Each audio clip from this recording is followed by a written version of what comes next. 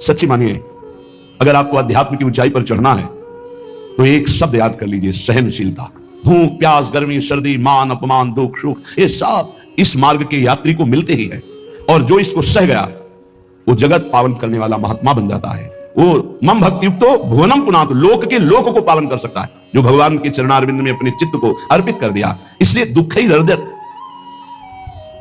चाहे जितना दुख पड़े प्यारे, किसी से मत कहो, किसी से मत, चुपचाप मौन होकर सह जाओ। तुम्हारा स्वामी विधान करके तुम्हें दुख भेजा है तो बहुत बड़ा उसमें कोई सुख है।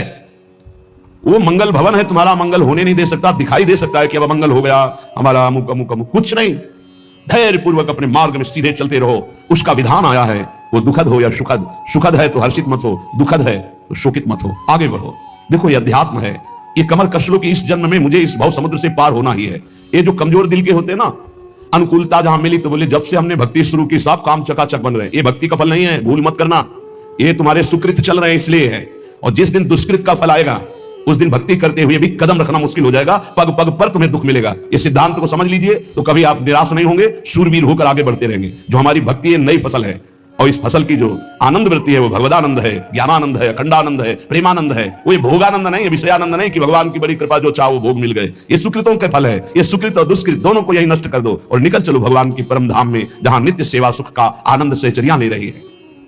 श्रीपाद कह रहे संतर्जयस ताड़यन, कोई मुझे बहुत डांटे भर्त्सना करे और ताड़यन पिटाई भी कर दे, मुझे कुछ कभी शिकायत नहीं करनी प्रभु से।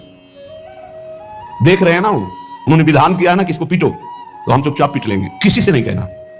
रहीमन मन की मन व्यथा रखिए मन में गोए, सुनी छिले हैं लोग सब बांटने। इसलिए असंगो हम, असंग किससे कहें अपने दुख सुख की बात। अपना दिल तो दिलवर को दे दिया, जो बीते सो दिल तो उनके पास है, वो तो जाने दुख सुख की बात, हम क्या जाने, हम तो बस आपके हैं।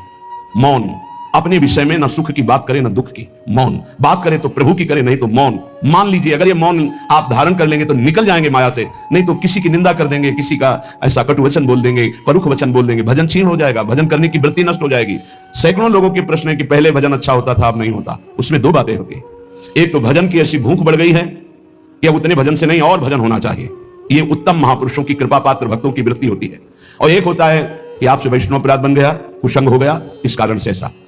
अगर आपके हृदय में कोई दोष वृत्ति नहीं हो, फिर भजन में ऐसा लगता है कि मेरे से बहुत कम भजन होता है, वैसा भजन नहीं होता जैसा होना। ऐसा बड़े बड़े महापुरुषों को भी अनुभव होता है। ये कोई निंदनीय बात नहीं है, वंदनीय बात है। पर वास्तविक यदि भजन नहीं हो रहा है, वास्तविक यदि आपका रुक गया है आनंद, तो आप ढूंढ लीजिए आपका भोजन गलत है, आपका संग गलत है, आपने कोई वैष्णव निंदा की है, बस यही कारण, यही खोज लेना, यही सुधार कर लेना। किसी से क्षमा याचना की जरूरत नहीं, अंदर देखो और आचार्य गुरु से प्रार्थना करो, सब ठीक हो जाएगा। बड़े कृपालु हैं, जिन्होंने अपराधी मुझे जैसे को घसीटा तो अब अपराध बन जाएगा तो थोड़ी छोड़ देंगे वो, विश्वास कीजिए। उन्हीं से प्रार्थना कीजिए, नाथ यदि आपको अपराध मोचन कराना है तो भेज दीजिए मुझे उसके पास, या उसको बुला दीजिए, मैं पैर पकड़ लूं, हाथ जोड़ लूं, यदि अपराध बन गया और यदि आप चाहें तो आप क्षमा कर दें, आगे से सावधान रहेंगे। बड़े कृपालु हैं प्रभु, क्षमा कर देते। भजन की वृत्ति को रुकना ये सहन मत कीजिए, समय नहीं है कि आज नहीं तो कल भजन चल पड़ेगा, नहीं, तुरंत वाचिक में आ जाइए, तुरंत वाणियों का गायन कीजिए, नाम कीर्तन कीजिए, ढूंढिए अपराध क्या बना जो आंतरिक हमारा भजन रुक गया, और प्रभु से प्रार्थना करके उसको चलवाइए। वो बड़े कृपालु है, क्षमा कर देंगे। अगर आपने प्रगट में किसी का अपराध किया और वो उपस्थित हो तो जाओ उनके चरण पकड़ो, उनसे प्रार्थना करो। भजन का रुकना सहन मत करो, बहुत कठिन है भजन करके भगवत प्राप्ति करना। वो हमारे अंदर सरलता पूर्वक भजन चल रहा है, उसको बचाओ। किसी की निंदा मत करना, किसी की अवहेलना मत करना। तुम्हारी कोई निंदा करे, तुम्हारी अवहेलना करे, सह जाना, कह रहे हैं ईश्वर के शांत, वो देख रहा है, बस तुमको यही सोचना, वो देख रहा है, मेरा स्वामी देख रहा है। वो देखते हुए मौन है ना, वो चाह रहा है ना, तो तेरा किया मीठा लगे, बस बात समझ लो। इतना तो बहुत बड़ी वस्तु प्राप्त होगी, बहुत बड़ी। एक मिट्टी जब कुम्हार को अर्पित हो जाती है तो पीट पीट कर एक छोटा राई भर भी दाना नहीं रहने देता, क्योंकि राई भर भी अगर दाना रहा वहीं से मटकी फूट जाएगी, राई भर भी अहंकार रहा वहीं से भक्ति रस निकल जाएगा। पीट पीट के उसको एकदम बराबर, फिर भी चैन नहीं, जल डाल के रौंदा, फिर भी चैन नहीं, हाथों से मल कर अपने अनुसार बनाया, फिर चाक पे चढ़ाया, जो चाहा आकार दिया, सूर्य के ताप में तपाया, फिर उसको दहकते हुए आवे के बीच में रख के पकाया, फिर उसमें रस रखने लायक क्षमता आ गई उस मिट्टी में। ऐसे ही हम जब संत महापुरुषों को श्री भगवान को समर्पित होते हैं तो ये सब होगा। रस रखने लायक हृदय तभी होता है जब आवे में तपता है, इसलिए तैयार रहो। तभी नागरीदास जी ने कहा बड़ो ही कठिन है भजन ढिग डरिबो। एक सूरवीर योद्धा की तरह जैसे उसके अंग घाव से युक्त होते हैं, वो कदम पीछे नहीं आगे ही बढ़ाता है, ऐसे भजनानंदी चाहिए। चाहे मुझे चोर कहा जाए, पतित कहा जाए, गाली दिया जाए, मुझे मारा जाए, बांध लिया जाए, तो भी मैं भगवान पर दोषारोपण नहीं करूंगा। मैं यही निश्चय करूंगा, प्रभु मेरे देख रहे हैं, जोई जोई प्यारो करे सोई मोहि भावे, उनका विधान परम मंगलमय है। अंतः क्लेश मतीव दुस्सह तरम प्राप्नोति नाना विधि। मुझे अंदर से भी बहुत पीड़ा दी जाए, काम पीड़ा, क्रोध पीड़ा, लोग बाहर से तो ये दिया जाए और अंदर से भी ये दिया जाए, तो भी हे प्रिया, जो आपसे नहीं कहूंगा। प्रेम में कभी शिकवा शिकायत नहीं होती, ना इष्ट से और अपने प्रीतम के विधान से दिए हुए कष्ट को हम दूसरे से कह दें। धिक्कार है हमारी प्रीति को, प्रीतम सहावे और मैं दूसरे से शिकायत करूं? नहीं, हर विधान आपका सहो। ये प्रेम है मस्ती का, ये लज्जू पंजू ऐसे काम नहीं है इनके। ये तो देखते हैं पैर धर के अगर गर्म लगा तो हटा लेंगे, मत रखना गर्म ही गर्म है। और छाती मजबूत करके कि आग पे चलूंगा, तो पैर रखोगे तो चंदन हो जाएगा आग में भी। पूरे जीवन की बात कह रहा हूं, पूरे जीवन की। ये आप हमारी प्रार्थना मान लीजिए, इस मार्ग में चलने पर जो दुख मिले कभी किसी से कहना नहीं, नहीं तो प्रीति में कलंक लग जाएगा, वो तुम्हें प्रभु से हटा देगा। नहीं, रहीमन मन की मन व्यथा रखिए मन में गोए, सुनी चली है लोग सब बाट न लिए। ये भगवत मार्ग शूरवीरों का मार्ग है। कभी अपनी अंतर व्यथा को किसी से मत कहो। जीवन में अगर कोई हमें कष्ट दे रहा है तो हमारा कर्म है, ना कि कोई व्यक्ति। ये बिल्कुल सिद्धांत तक चर्चा समझ लो। वही व्यक्ति जो मुझे द्वेष करता, वही व्यक्ति जो मुझे कष्ट और दंड देता, वही व्यक्ति प्रणाम करके छाती से लगाकर आंसुओं की धारा से अभिषिक्त किया, तो वो व्यक्ति था या कर्म?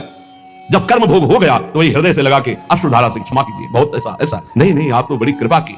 व्यक्ति कभी कष्ट नहीं देता, मेरा कर्म उसके ऊपर सवार होकर मुझे दंड देता। इसलिए मैं किससे कहूं? अपनी जबान से दांत कट जाए तो किससे कहूं? ये जो दांत, इससे जबान हमारी पीड़ा को किससे कहूं? अब अपने हाथ से चोट लग जाए किसको कहूं? ऐसे सब आत्मा स्वरूप हैं, हमारा कर्म ही उनके ऊपर सवार होकर हमें दंड दे रहा है। इसलिए भाई, श्रीपाद का सिद्धांत जो कह रहे कि अगर भगवत प्रेम प्राप्त करना है तो मुंह बंद। 22 बाजार में कोड़े मारे गए, एक बार भी श्री कृष्ण से नहीं कहा। पूज्य भाई जी महाराज का जीवन कष्टमय है, कभी श्री कृष्ण से नहीं।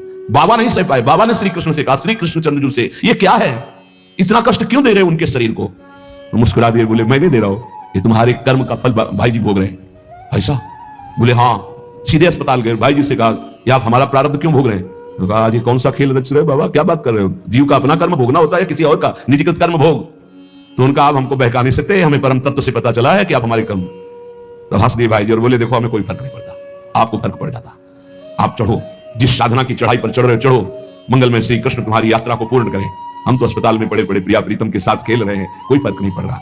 ये बड़े महापुरुषों ने अपने कष्ट की तो बात जाने दो, दूसरों के कष्टों को लेकर भोगाए। हम जरा सा कष्ट आ जाए तो बोले हमारी अंदर श्रद्धा थी अब खत्म हो रही क्योंकि कष्ट आने लगा। उसमें भगवान का क्या दोष है? वो तो बड़े कृपालु हैं कि ऐसे पापात्मा होने पर भी मुझे महात्माओं का संग दिया, धाम का वास दे रहे, नाम जपवा रहे हैं। अब हमारे पूर्व प्रारब्ध हमें कष्ट दे रहे हैं, इस समय भी वो हमें दुलार कर रहे हैं। जीव समझता नहीं, केवल दोषारोपण भगवान और भगवत मार्ग पर कर देता है। इसलिए उपासक को अंतः क्लेशमति वदुस्सहतरम, ये जो आप काम क्रोध से जल रहे हो ना, ये तपस्या है, इसका बहुत बड़ा लाभ मिलेगा।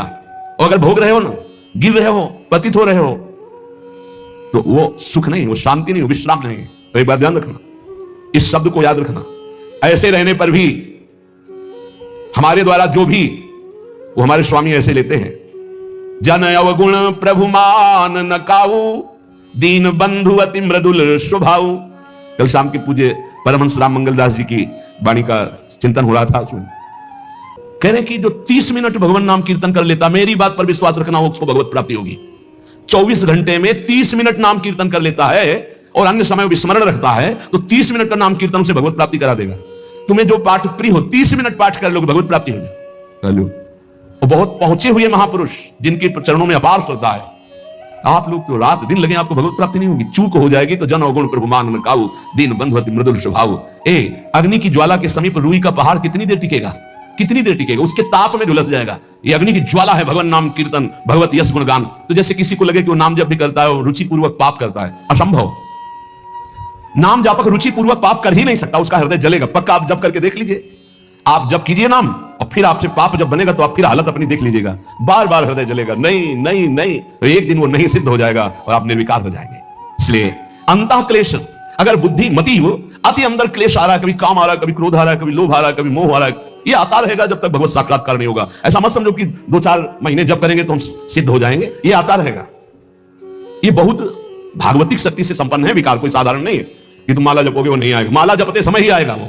ये भागवतिक शक्ति से संपन्न, काम क्रोध लोभ मोह तब त्रिभुवन को प्राप्त कर रहे हैं, ये भगवान के पावर से शक्तिमान है। तुम्हारा अहंकार जब गलित हो जाएगा, तिनका आना ही बंद हो जाएगा। जब तक अहंकार रहेगा तब तक ये आते रहेंगे। तो जो तुम्हारे अंदर जलन हो रही, मत कहो किसी से, सह जाओ, यही तपस्या हो जाएगी, यही भगवान की प्राप्ति का हेतु हो जाएगा। प्रभु के लिए थोड़ा कष्ट सहकर आप आगे बढ़कर देखिए वो कितना आपको प्यार देते हैं। यही कष्ट सहना है, आंतरिक विकारों को सहना, बाहरी प्रहारों को सहना, कभी किसी से ना कहना, ये भक्तों का स्वभाव। मौन, इसीलिए वाणी से मौन, कुछ ना बोलना। आपको जितना कष्ट है उससे बड़ा सुख है कि नहीं, अंदर देख लीजिएगा तो इसी से अनुमान लगा लीजिए। जितना बड़ा कष्ट उससे कई गुना बड़ा सुख भगवान देते हैं, तभी वो उनका यश गाते रहते हैं। ऐसे थोड़ी होता है कि हमारे भगवान का हम भजन करते हैं, हमारे साथ न्याय नहीं हुआ। न्याय तो सही बात नहीं हुआ, नहीं तो तुम्हारी दुर्गति हो जाती है। सही बात में उन्होंने न्याय नहीं किया, पक्षपात किया है तुम्हारा। अगर वो सही न्याय करते तो ईमानदारी से कहते हैं, केवल नरक के कीड़ा ही बनना पड़ता और कुछ नहीं है। खूब देख लो, डबल चेहरा होता है, एक सामने का चेहरा देख रहे हो और एक एकांत का चेहरा होता है, डबल चेहरा होता है। और भगवान डबल रखो चाहे तिबल, सब देखते हैं। सब हम बैठे हुए देख लो ईमानदारी से वृंदावन की भूमि में। एक चेहरा है जय श्री राधे और एक चेहरा है जो राक्षस है अंदर बैठा। देख लो, अंदर देख लो, बिल्कुल इस समय सीसी कैमरे में हो, अंदर देख लो, एक राक्षस बैठा है और उस राक्षस ने जो जो करवाया आप लिखो रजिस्टर में, तुम्हें याद है जितना, और इसके बाद आप न्यायाधीश बनो, फिर आपकी क्या दुर्गति होती है उसका। इससे ऐसे होता है, हे प्रभु तभी त्राहिमाम मचता है, तब उनकी कृपा नजर आती है कि बोले भगवान ने न्याय नहीं किया। हम कहते हैं सच्ची बात तुम कह रहे हो प्यारे, न्याय नहीं किया इसीलिए बचे हुए हो। अगर वो न्याय कर देता, पक्षपात ना लेता तुम्हारा, तब तुम्हारे होश उड़ते, चाहे जो कोई हो, अपना रजिस्टर जांच के देख लो। इसलिए कहते हैं कि सबकी जीवनी शुक्ल पक्ष की लिखी जाती है, कृष्ण पक्ष की तो केवल उसी की छाती जानती है, दूसरा नहीं। हृदय में जितने विकार, हृदय में जितना अंधकार, हृदय में जितना कूड़ा करकट, वो तो हम जानते हैं कि हमारी स्वामिनी की कृपा ने कितना निर्मल किया है। तब उनकी स्वामिनी जू मुझ जैसे अपराधी के अपराधों का विस्मरण करके आप ऐसी कृपा, तो आपको लगता है कि संतों की दैन्य भाषा होती है। नहीं, ईमानदारी से संत कभी झूठ नहीं बोलते। जैसे कह रहे कि मौसम कौन कुटिल खल कामी, तो अंतर यह होता है कि आंख में जैसे थोड़ा पड़े तो बहुत बुरा लगता है, और पीठ में इतना बड़ा तिनका चला जाए तो कुछ समझ में नहीं आता। संतों का हृदय आंख जैसा होता है, थोड़ी सी भी गलती में हाय हाय मच जाता है, धिक्कार है तुम्हारे जीवन को, अपने को तुम क्या समझते हो और क्या है तुम्हारे अंदर विचार। और जो मलिन अंतःकरण वाला था, भारी भारी पाप करके भी